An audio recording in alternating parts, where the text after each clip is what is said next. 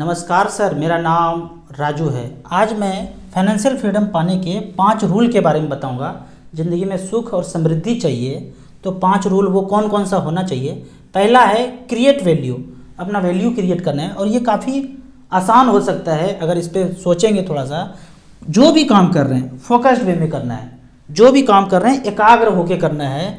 आप देखते होंगे समाज में कि एजुकेशन बोलते हैं कि बहुत कम है, उसका पढ़ा लिखा तो बिल्कुल नहीं है, लेकिन पैसे खूब छाप रहा है। वो इसलिए क्योंकि वो उस समय जो काम कर रहे हैं फोकस वे में कर रहे हैं, एट ए टाइम एक ही काम कर रहे हैं। आप देखेंगे एक ऑफिस में MBA करके आए हैं, इंजीनियरिंग करके आए हैं, डिग्री तो बहुत ज़्यादा उनके पास है, लेकिन जो ऑफिस के मालिक हैं ना, जब भी बुलाते हैं 12th पास एक लड़का है और अपने काम को इतने तन्मयता से करते हैं, फोकस वे में करते हैं कि जब भी मालिक को बुलाना पड़ता है तो इन्हीं को बुलाते हैं, क्योंकि ये अपने काम में इतने लीन हैं और इतने हर चीज़ को परफेक्टली जानते हैं कि इनको मालिक इनको ही बुलाते हैं, ये पढ़ा लिखा डिग्री वाला आदमी को नहीं बुलाते हैं। इसका बेस्ट उदाहरण जो ये है कि कबीर जी न कभी स्याही कलम कभी हाथ में छुए भी नहीं, चादर बुनते थे और बेचते थे और कहते थे चादर बेचने के लिए, लोगों को बेचने के लिए नहीं कर रहा हूँ, राम को देने के लिए कर रहा हूँ। राम राम लिख कर चादर बुनते थे और वो करते करते अपने काम में फोकस होके बैतरनी पार कर गए।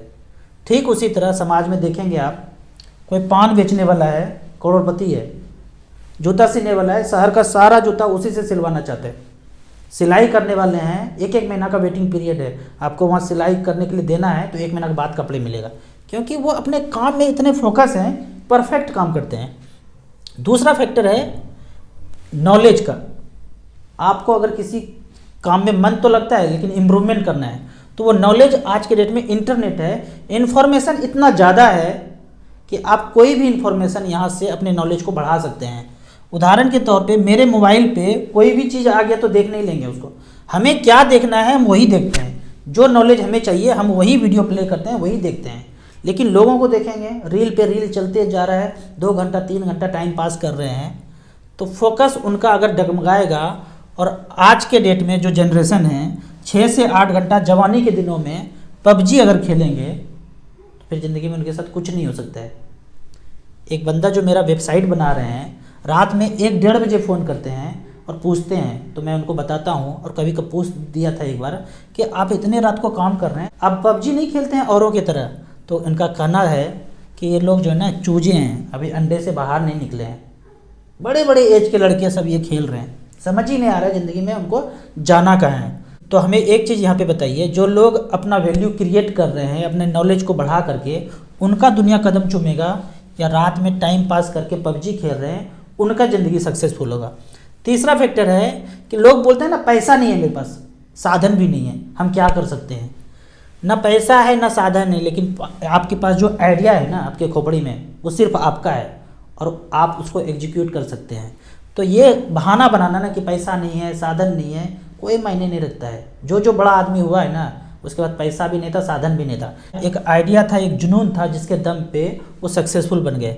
चौथा फैक्टर है कि एसेट और लायबिलिटीज के अंतर को आपको समझना है। एसेट मतलब क्या होता है? जो आपके जेब में पैसे डाले उसको बोलते हैं एसेट, और जो आपके जेब से पैसे ले ले उसको बोलते हैं लायबिलिटीज। उदाहरण के तौर पे आपके पास एक कार था, वो आपकी ज़िंदगी में वैल्यू ऐड कर रहा था, बिजनेस करते थे, जो भी काम करते थे, वो कार आपकी ज़िंदगी में वैल्यू ऐड कर रहा था। लेकिन देखा देखी पड़ोसी के नया कार आया है, ब्रांड न्यू कार लिए हैं, तो आपने भी ले लिया, तो ये आपके लिए लायबिलिटीज हो गया, क्योंकि जो काम आपका ये कार कर रहा था, अब दूसरे कार का इतना ज़्यादा ज़रूरत नहीं था, लेकिन आपने यहाँ पैसा लगा दिया, तो ये आपके लिए लायबिलिटीज हो गया। मतलब आपके जेब से पैसे गए, आ तो इस कार से रहे थे। दूसरा उदाहरण ये है कि एक घर में आप रह रहे हैं, शांतिपूर्वक रह रहे हैं, सुख समृद्धि सब कुछ है, और आपके जीवन में जैसे ही बैंक अकाउंट में 10-12 लाख रुपया आया ना, बयाना दे के 1 करोड़ का लोन लेके आपने दूसरा फ्लैट ले लिया। 1 करोड़ का लोन लिया 7% के ब्याज पे, और इसका 7% सालाना का मतलब होता है 7 लाख रुपया। जो लोग नहीं जानते हैं, 1 करोड़ का 7% ब्याज 7 लाख रुपया होता है। इस घर को लिया, फ्लैट को लिया, और इसको 25,000 के रेंट पे लगा दिया, तो साल का कितना हो गया? 3 लाख रुपया सालाना।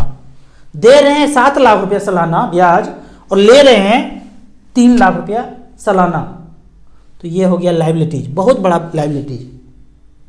हमें नहीं समझ में आता है कैसे लोग कैलकुलेट करते हैं 7%, 8%, 9%, पर्सनल लोन भी, प्रॉपर्टी लोन 12% तक लेके और उसको रेंट पे लगा देते हैं। ज़िंदगी भर जो है ना गधे की तरह काम करते रहे हैं दूसरों के लिए। मैं वही किया हूँ, कोई ख़रीदा है मैं जाके उसमें घुस जाता हूँ। बोलते रहते हैं, फ़ोन करते रहते हैं मम्मी घर खरीद लो, घर खरीद लो। उसने ज़मीन खरीद लिया 50 लाख का, 60 लाख का, बोले खरीदने दो, बनाने भी दो अच्छा से, 40-50 लाख रुपए और खर्चा करने दो, उसके बाद हम उसमें जाके घुस जाएंगे 10-12 हज़ार के रेंट पे। तो ये चीज़ अगर इतना ही पैसा ज़्यादा हो गया फिर तो ये सब सीखने की ज़रूरत नहीं है तभी तो सीखना पड़ रहा है। तो इस तरह से करके ये बेवकूफ़ी नहीं करना है। मैं आपको हमेशा एक उदाहरण देता हूँ, अभी भी दे रहा हूँ। एक बैंक 40-50 साल से रेंट पे है, कॉर्नर के ब्रांच में, जहाँ मार्केट है कॉर्नर का ब्रांच उनके पास 40-50 साल से रेंट पे है। आपको और हमको बोलते हैं लोन ले लो, लोन ले लो, लोन ले लो, पहला फ्लैट, दूसरा फ्लैट, तीसरा फ्लैट, चौथा फ्लैट खरीद लो। खुद 40-50 साल से रेंट पे रह रहे हैं। उन्होंने अपना पैसा मार्केट में इन्वेस्ट किया है और हमें लोन में फंसा करके बोलते हैं लोन में EMI देते रहो। अब पांचवा फैक्टर है जो लोगों को कम समझ में आता है, सेविंग को ही इन्वेस्टमेंट समझ लेते हैं, जबकि सेविंग और इन्वेस्टमेंट में थोड़ा सा अंतर है। सेविंग मतलब आपका जो इन्फ्लेशन है उसके बराबर आपको रिटर्न मिल गया। मतलब 1 लाख का कोई चीज़ आज खरीदते हैं, 10 साल के बाद भी अगर खरीदना चाहें तो वो खरीद पाएंगे यदि आपने बैंक में रखा पैसा और 6% का ब्याज मिल रहा है। इन्फ्लेशन भी लगभग 6% का है, तो 10 साल के बाद बैंक से पैसा निकालिए वही चीज़ खरीद लीजिए। लेकिन इन्वेस्टमेंट उसको बोलते हैं जो आपके इन्फ्लेशन से ज़्यादा रिटर्न दे पाए, उसी को इन्वेस्टमेंट बोलते हैं। मतलब यदि ये इंटरेस्ट ऐसी जगह पे पैसा लगाते हैं 12, 13, 14, 15% मिल जाता, तो 1 लाख अगर इन्वेस्ट किया और आज वो सामान नहीं खरीदे जो 1 लाख का मिलता था, उसको इन्वेस्ट किया कर दिया ऐसे जगह पे 10-12%, 13% रिटर्न मिल जाए, तो 10 साल के बाद वो सामान तो हम खरीद ही लेंगे क्योंकि इन्फ्लेशन 6% था और हमारा पैसा 12, 13, 14% के रेट से बढ़ा है, तो थोड़े से पैसे बच भी जाएंगे। जो थोड़े से पैसे बच जाएंगे, अगर बचते हैं तो उसी को इन्वेस्टमेंट बोलते हैं। मतलब इन्फ्लेशन से अगर ज़्यादा रिटर्न दे तो इसको इन्वेस्टमेंट बोलते हैं, इन्फ्लेशन के बराबर ही रिटर्न दे तो उसको सेविंग बोलते हैं। तो हमेशा एक तरीका सोचना चाहिए जो आपको सेविंग से, इन्फ्लेशन से ज़्यादा रिटर्न दे पाए।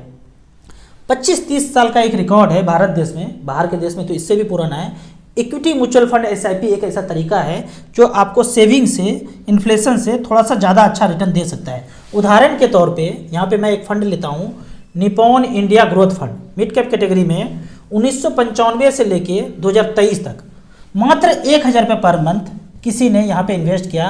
1,000 रुपये पर मंथ, 3,28,000 रुपये जमा किए हैं। 1,000 रुपये पर मंथ एक बार में नहीं दिए हैं, 3,28,000 जमा हुआ है और वैल्यू बना है इकाई, दहाई, सैकड़ा, हज़ार, 10,000, लाख, 10 लाख, करोड़, 1 करोड़ 38 लाख। समझ में नहीं आएगा ये फिगर। अगर 1 करोड़ हटा भी देना, 3,28,000 का वैल्यू मात्र 38 लाख भी मिले तो भी कहेंगे कि बहुत ज़्यादा रिटर्न है। लेकिन यहाँ पे ऐसा रिटर्न है कि सारे जनरेशन का जो है ना गरीबी मिटा सकते हैं, आगे नेक्स्ट जनरेशन का। और रिटर्न चेक करेंगे 22% का रिटर्न सालाना जनरेट करके दिया है। अब एक साधारण आदमी को हमेशा एक कैलकुलेशन जरूर करना है कि क्या सेविंग, क्या इन्वेस्टमेंट, क्या ग्रोथ।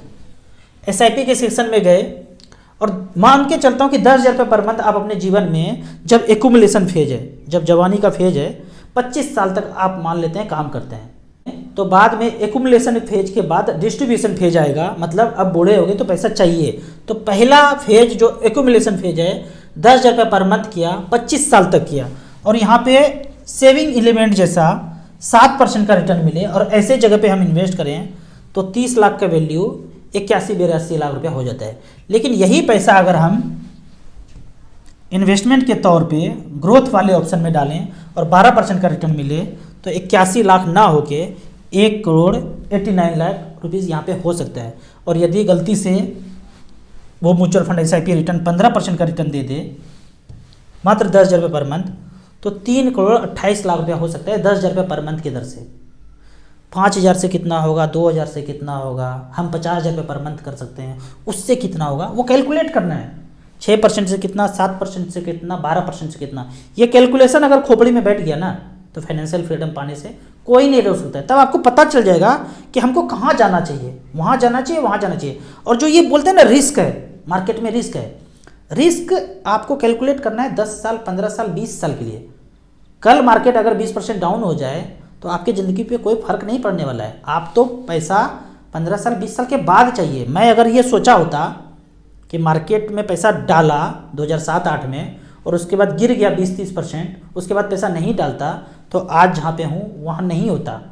तो इसीलिए जब भी रिस्क कैलकुलेट करना है तो लंबे समय के लिए कैलकुलेट करना है। छोटे समय में इधर उधर होगा, लेकिन लंबे समय में 12 से 15% का रिटर्न मिला है और आगे भी मिलेगा। आपको इसी तरह म्यूचुअल फंड के बारे में और कुछ जानना है, इन्वेस्टमेंट के बारे में जानना है, तो इस नंबर पे मुझे व्हाट्सअप कर सकते हैं। आपको म्यूचुअल फंड में पहली बार इन्वेस्ट करना है तो दिए हुए ऐप में रजिस्ट्रेशन करने के बाद हमसे जुड़ सकते हैं। ऐप का और मेरे सर्विस का लाइफ टाइम कोई चार्ज नहीं है।